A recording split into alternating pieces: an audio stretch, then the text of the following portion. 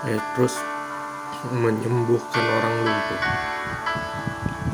Pada suatu hari menjelang waktu sembahyang, yaitu pukul 3 petang, naiklah Petrus dan Yohanes ke bait Allah. Di situ ada seorang laki-laki yang lumpuh sejak lahir, sehingga ia harus diusung tiap-tiap hari. Orang itu diletakkan dekat pintu gerbang bait Allah, yang bernama Gerbang Indah, untuk meminta sedekah kepada orang yang masuk ke dalam bait Allah.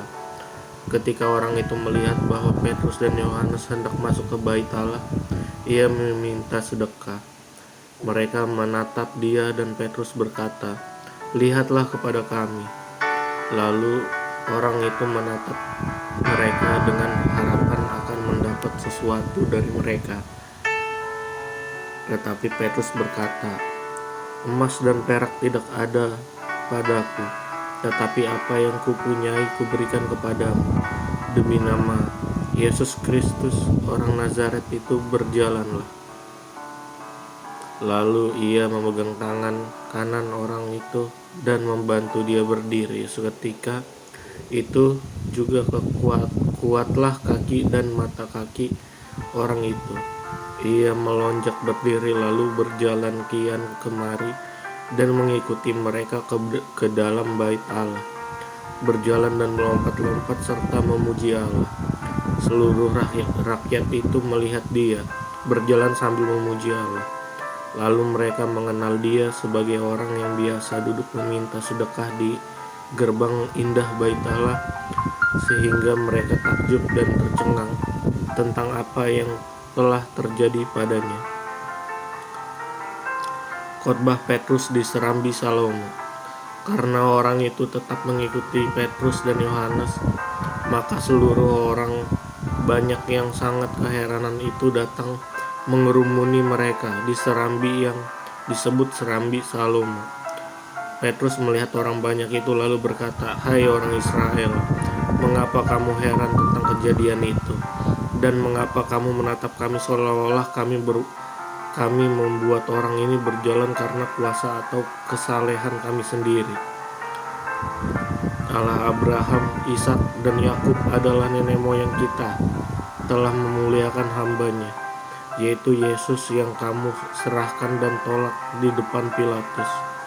Walaupun Pilatus berpendapat bahwa ia harus dilepaskan, tetapi kamu telah menolak yang kudus dan benar, serta menghendaki seorang pembunuh sebagai hadiahmu. Demikianlah ia, pemimpin kepada hidup, telah kamu bunuh, tetapi Allah yang telah membangkitkan dia dari antara orang mati, dan tentang hal itu kami adalah saksi. Dan karena kepercayaan dalam nama Yesus, maka nama itu telah menguatkan orang yang kamu lihat dan kamu kenal ini. Dan kepercayaan itu telah memberi kesembuhan kepada orang ini di depan kamu semua. Hai saudara-saudara, aku tahu bahwa kamu telah berbuat demikian karena ketidaktahuan sama seperti semua pemimpin kamu. Tetapi dengan jalan demikian Allah telah menggenapi apa yang telah difirmankannya dahulu dengan perantara nabi-nabinya, yaitu bahwa Mesias yang diutusnya harus menderita. Karena itu sadarlah dan bertobatlah supaya dosamu dihapuskan, agar Tuhan mendatangkan waktu kelegaan dan mengutus Yesus yang dari semula diuntukkan bagimu sebagai Kristus. Kristus itu harus tinggal di sorga sampai waktu pemulihan segala sesuatu, seperti yang difirmankan Allah dengan perantara nabi-nabinya yang kudus di zaman dahulu.